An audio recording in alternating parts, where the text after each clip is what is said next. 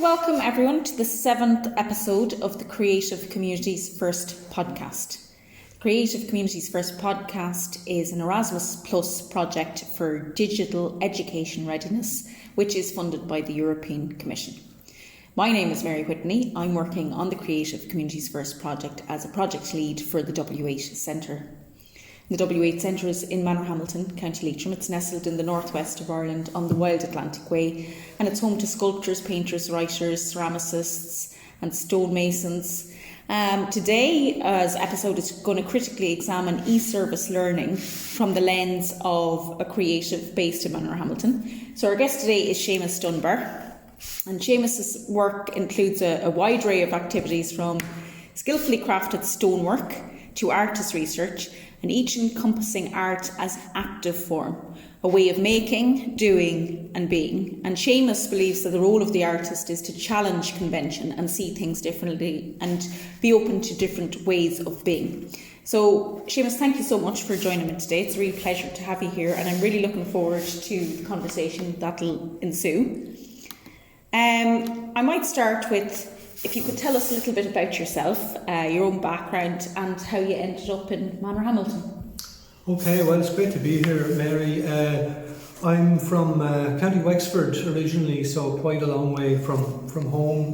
My background, I'm a sculptor. My background's in fine art. Went to NCAD in Dublin in the early 1980s, and then began my activity as a working artist. So my interest in sculpture, I suppose, I've always been a maker, and I really like the kind of physicality of sculpture, the materiality of the stone, the wood, the clay, whatever you might be working with, and just the even the kind of engineering considerations that you have to bring to it. It's real work in that sense. So that's kind of what I enjoy about it as a means of expression. I mean, obviously there's it's a vehicle to express ideas and emotions and thoughts as well. My journey to Manorhamilton really started when I met my friend and colleague Jackie McKenna, who's originally from here. I met Jackie in 1985, and we found we had a lot in common, in terms of our ideas about sculpture and about education as well. Mm-hmm. So about 10 years on from that, then myself and my wife Tina and our son we needed to relocate, and happened to be working with Jackie again at the time, and she was planning to move back here from Dublin. Mm-hmm. We were a bit stuck for some place to live, and she said she'll come down to Manorhamilton. I have a place to stay till you get sorted out, mm-hmm. and we'll get something going there between the two of us. And so very much, I don't think I'd been in Leitrim at all before that, so very much on a whim, we moved down, and within I'd say a year we had the beginnings of what's now the Leitrim Sculpture Centre up and running, and it kind of kicked off from there. So quite a lot of experience in hands-on education, as well as pursuing my own work as a sculptor. And that was 1995. So almost almost half my life lived here now at this stage. Yeah, so you're a Leitrim man almost. Well, another 2 or 3 generations, and I might be there. Great, absolutely great. And I mean, just to nod to the Sculpture Centre, an absolutely really important addition to Manorhamilton. Great vibrancy, great things happening there.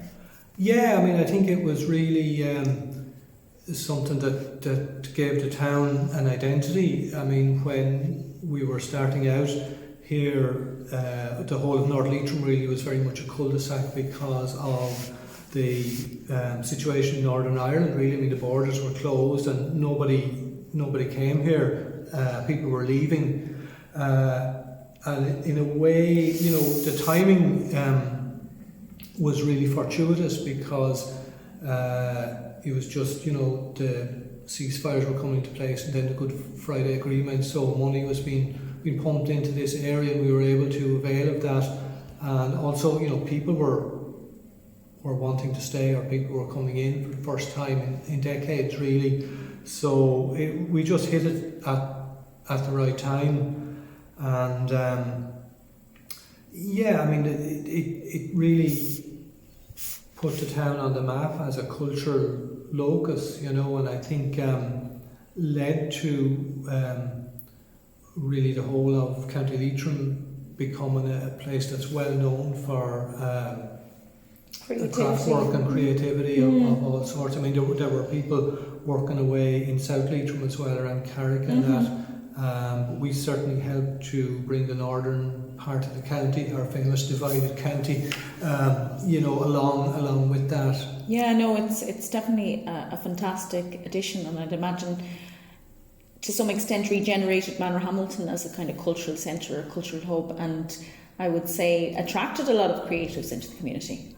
Oh, absolutely. I mean, particularly, the early years of the Sculpture Centre, we had a lot of funding from FÁS, as it was at the time, and we were able to run what was essentially a year-long course in a variety of sculpture skills. So we had,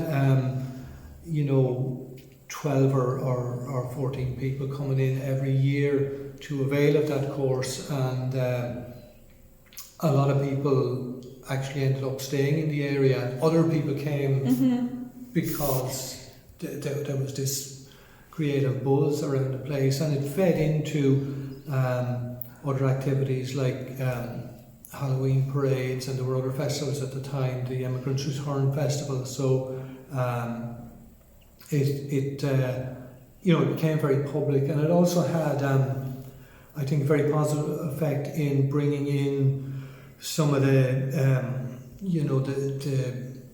new age community who moved here at the time as well. A lot of people there were actually from an arts and craft background, and the Sculpture Centre was a kind of a bridge for them to get more integrated with the local community. So I think that was a very good effect as well. Yeah, absolutely. So it kind of acted as a catalyst, I suppose, for integration and bringing people together, really. Absolutely, yeah. And gave people a chance to kind of demonstrate their skills and prove their value in a way that mightn't have otherwise been open to them. Yeah, no, that's a really, value add to a community and to a person's sense of self and worth and value, as you say. Going back to kind of the project we're working on, which is the Creative Communities First project, we're exploring that kind of concept of digital education, readiness, and how can we kind of bridge, I suppose, communities like the creative sector and higher education institution? How can kind of those two communities come together, to mutually benefit each other?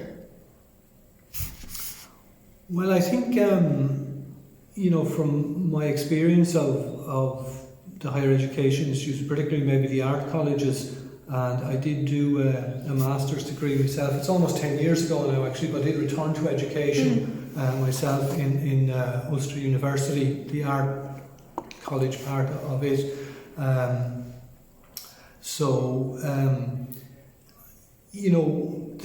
There's a move away from studio practice in the colleges and in the universities. I mean, this was almost beginning in my initial period in college back in the 80s, but there are pressures on space. Art practice takes up a lot of room, because people need studio space, and you can get like 150 people into a lecture theatre where you might have 10 or 12 studio spaces. So it's not, unfortunately, it's not been seen as value for money in a more academic and I would say commercial ethos that the colleges have to work under today. So I think it's very important to give students access maybe to places where these activities are still taking place, such as the Sculpture Centre or indeed the workshops and studios of individual artists. And how would you see that come into play? Would that be through some kind of work placement scheme, or would it be off-site visits to sculpture centres? How might that play out?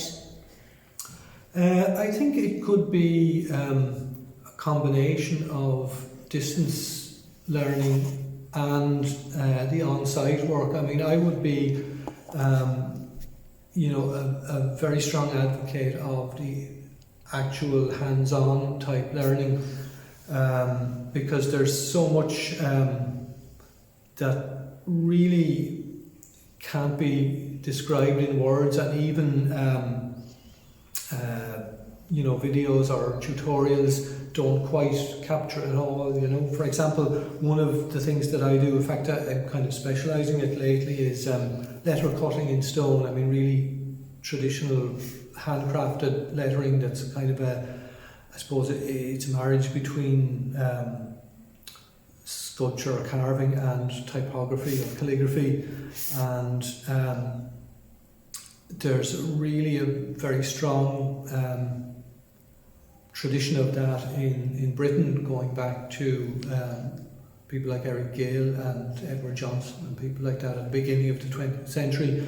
And I had the good fortune to go to a kind of master class there a couple of years ago in Cambridge with some of the top letter cutters, and I just came away from that class. I mean, it was a 6-day workshop, but I felt I'd learned so much, and it would be hard to say, what I knew afterwards that I hadn't known, at least theoretically beforehand, but just somehow, if you like, rubbing shoulders with those people and seeing their actual work Craft, in front of you, it just ups your game, and it shows you, where you need to be. And if you say you can't articulate what that is verbally, is it a case that the work, the craftsmanship, the ethos moves you, like physically, emotionally, is it a kind of more manifest through our other senses as opposed to just... Absolutely, yeah. It's not a verbal thing, and it's not even, necessarily a visual thing. It's learning by doing. I think it's a physical embodiment that really only comes through long practice and engagement with the materials, and it's a multi-sensual thing. I mean, it's particularly with sculpture, I guess a lot of it is touch, but also even hearing, the sound of the stone, whether it's sound or not, and the rhythm as well. The rhythm of carving is very important. So it's really a very immersive experience. And even the kinesthetic sense. I mean, I'm quite interested in aspects of performative art, and even I've kind of done collaborations with contemporary dancers and people like that. So I mean, I think just your movement through space. I would sometimes see carving as being a long, slow dance with a piece of stone, because you're constantly moving around it, and really you think you're shaping the stone, but in actual fact the stone is shaping you in a lot of ways. It's leading you on a kind of a dance around itself, and any material thing that you're engaged in. So that's really important to experience that, I think, Yeah, and I suppose, when people design curriculums and courses, is there an awareness of that piece, in the art curriculum, in the fine art curriculum?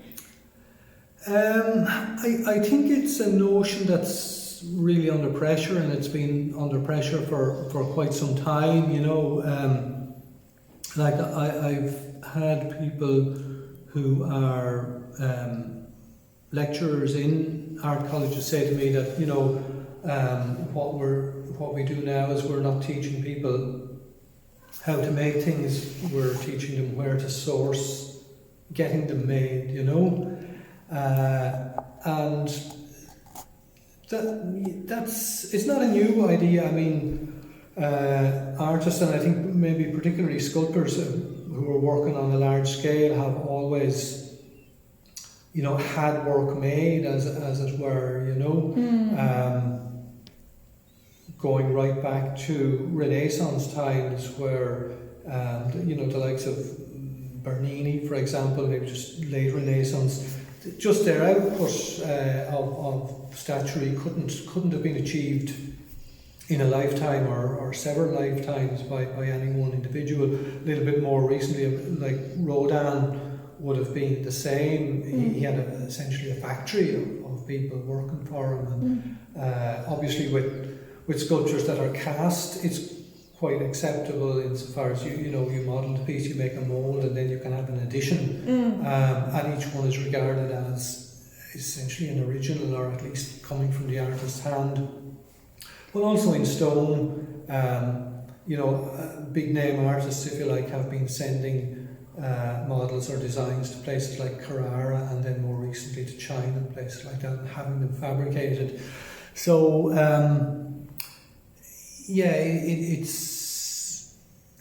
there's always been an element of that, but I think you know, there's also something about the touch of the artist's hand, and you know, putting a bit of yourself or a lot of yourself into the work as well. Yeah, it's very interesting, and I suppose just from listening to you there, it seems to me that, you know, a good part of art is kind of subjective, on how the artist sees the world or sees things, and then possibly the purpose of what they're trying to achieve through their art, through their craft, you know. And maybe it's something that's quite difficult to build into a curriculum, other than, you know, maybe a structure around allowing people to do their own individual thing. Do you know what I mean? Yeah. I think there's also a question of, you know, what's your reward as an artist as well. And for me, one of the things is those moments when you get in the zone, as you know, maybe athletes and people like that like to describe it. You know, that you're, you know, those times when in a flow state. Yeah, absolutely. You know, that you look up and suddenly 3 hours have passed, and you haven't even realised it. You know, or you just can't put down the chisel. You know, you just want to keep going, and like that kind of really nourishes you as a creative person. And in some of the ways that artists are working now, it's hard to find that space. Like a lot of art now, and really interesting artwork, it's kind of research based, or it's maybe about, you know, drawing different strands of research or different bits of information together and kind of assembling them. But I find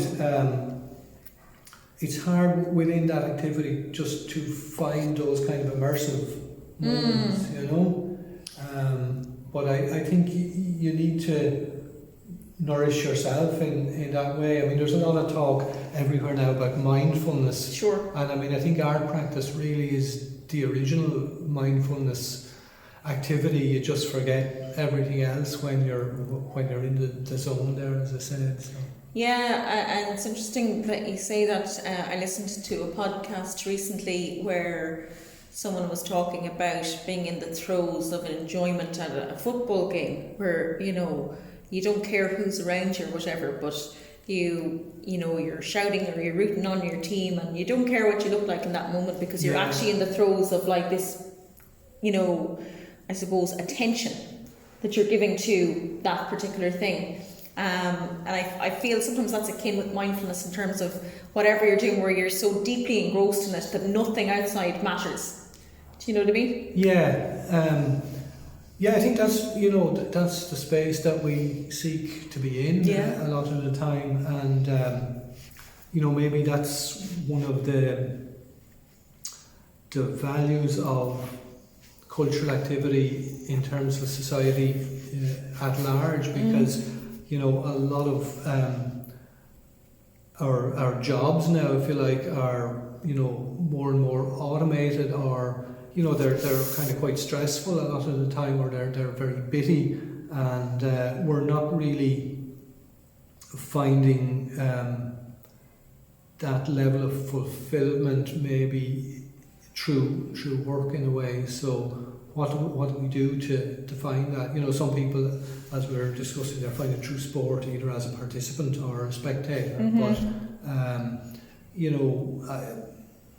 there can be a lot of passivity in our lives now as well. We're being fed a lot of stuff through social media and whatever. So it's getting hard to find that space. I mean, even the fact that there's kind of an industry around mindfulness now, you could almost say, is kind of symptomatic of that. Indicative of it. It's a good point, because we're, I suppose, pursuing an awful lot of market-based kind of policies or market-based activity, and where you see that, as you said, is that kind of mindfulness industry now. It's become an industry. Yeah. Self-help books, courses. Let's do a master's in mindfulness.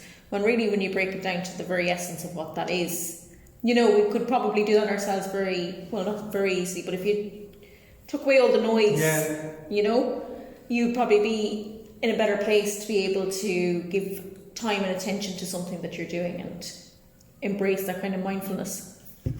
Yeah, I mean, there are probably people, digging their gardens who've never been near a third level institute that are absolutely engrossed. Mindful, and a whole range of activities. I mean, there's the kind of notion as well of, the dignity of work, that it gives us meaning, and but there's lots of work that I think doesn't supply much dignity now as well. So again, we need to find that.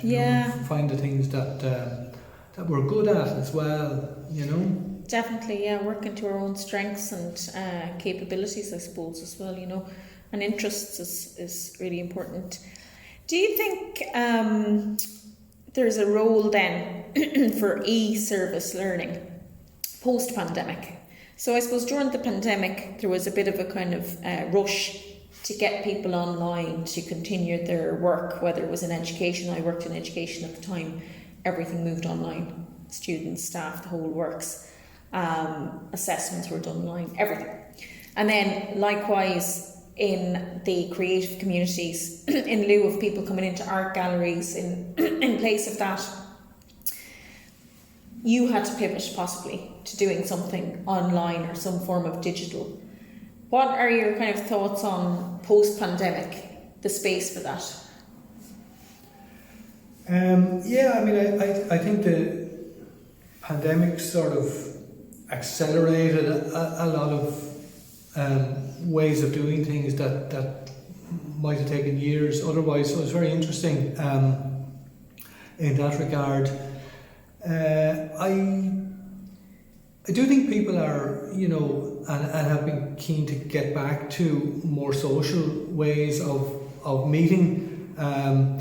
But one of the things about the online stuff is that it has allowed, much more diverse and much more even geographically separated groups of people to come together. And I think there's great potential for sharing there, insofar as you can meet and in a true sense befriend people that you would never otherwise come into contact with. So I think that's very positive development that we can keep, that we can keep. But I would say for these kind of hands-on activities, that there's still a great value in actually making that physical effort. It's almost like you could say a pilgrimage. The old religious sense of undertaking a journey to a holy place, but very often it's not the destination that brings about the change, it's the process of getting there. I suppose it's a bit like people doing the Camino walks, and that's become, or has become, very popular as well.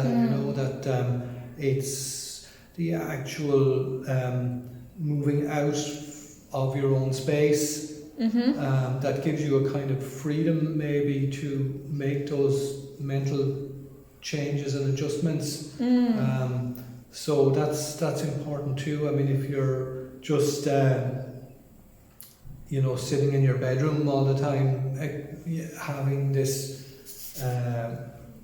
contact, it's harder to change. I mean, I think it's harder to reap the benefits of that. Now, that said,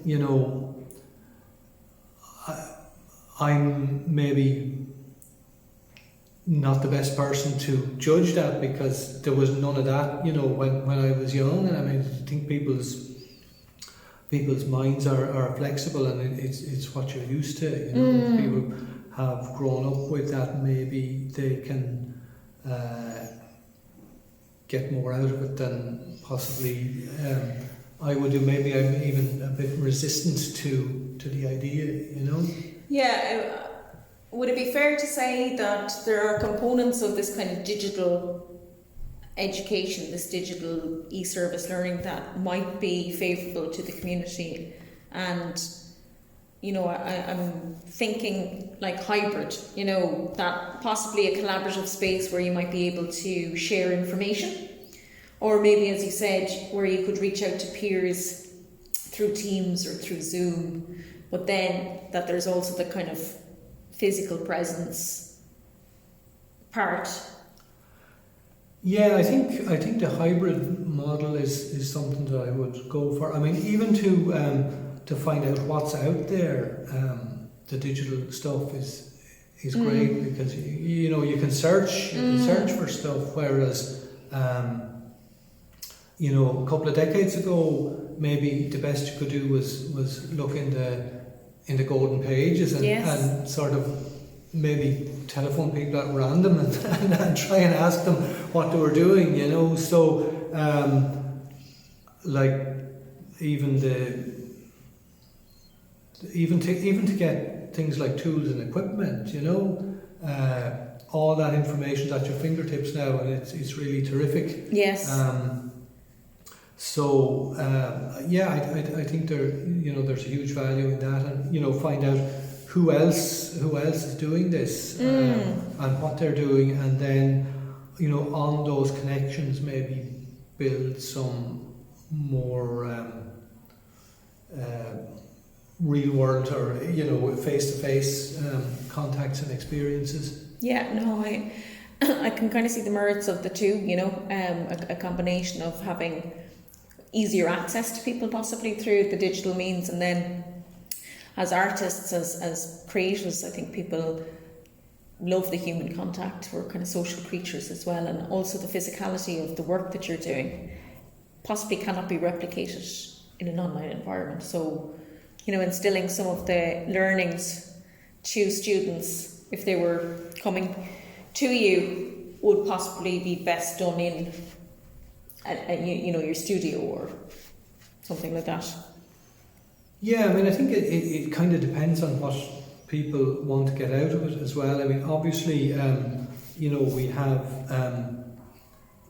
remote ways of actually making objects and constructing objects now as well. Like we've 3D printers, we've laser cutters, and you don't even need to be in the same room as these things anymore. You can send them a file and they'll make it for you. But again, I say that kind of rolling up your sleeves and getting your hands dirty aspect is missing there. So some people may relate to that. For example, architecture is something where you have very definitely a designer, but no one's expecting the architect to go out and start mixing cement or laying blocks or whatever it is, you know. So, I mean, that's it's a valid creative experience, but there's also maybe a knowledge of how materials behave that can only be gained through actual contact with them, you know. I mean, people say sometimes now, you know, that it's really the engineers who build stuff. Architects are coming up with ideas, but these ideas are really problems for engineers to solve. They're a bit closer to what's actually going on the ground. So I think it depends on where you want to position yourself as a creative. You know, do you want to be more a designer, or do you get your reward from the actual physicality of it? Well, great food for thought there. Do you think that the university or the higher education institute's third mission, you know, can be fulfilled through e-service learning? That third mission, to give back to the community, to impart knowledge. Well, it certainly allows them to reach out to people who, for one reason or another, can actually attend, you know, in person at an institute. So, for you know, say part-time learning, or people in remote areas, just or, you know, with family commitments or whatever, that just can't take that block of time out of their lives.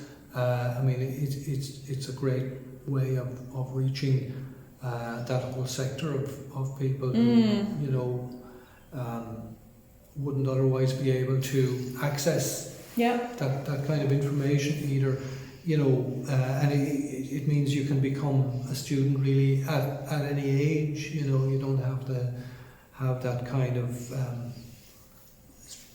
start of life freedom, if you like. And also, you know, it should make it more affordable as well. I mean, we're seeing, you know, ever increasing expenses now to university education. I mean, there was a notion that third level education was going to be free, and it, even, you know, when I was starting out, it practically was, but like fees have crept back into the equation, and relocation and accommodation, that sort of stuff, is maybe the factor now for people as well. Definitely. So, you know, the e-learning really surmounts a lot of those obstacles. Yeah, that's a fair point. Okay, we're kind of coming to the end of our podcast. Do you have 2 or 3 takeaways that you want to impart to the audience? Well, I think you know, the hybrid model, keep an open mind. I guess even for an old dinosaur like me, you know, not to be afraid of the new technology, because artists actually historically have been quite quick to jump on new technologies when they've become available. So embrace it, but also you know, value tradition as well, and you know, value those skills, and make sure that it stays enjoyable really, and that it stays fun. Well, thanks a million, Seamus. That's a really positive note to end on. Keep it fun, you know, enjoy it. And I've learned a great deal from just our brief chat here today. So thanks a million for coming in and you know, imparting some of your wisdom and knowledge to us. Well, thanks for having me. So if you want more information on the project, follow the Creative Community First website. That's www.creativecommunities.eu. And if you want to follow some of Seamus's work, it's www.seamusdunbar.com. Okay, thank you very much. The next episode, our partners from Vilnius Tech will talk to you about all things creative. Until next time, see you. Bye bye.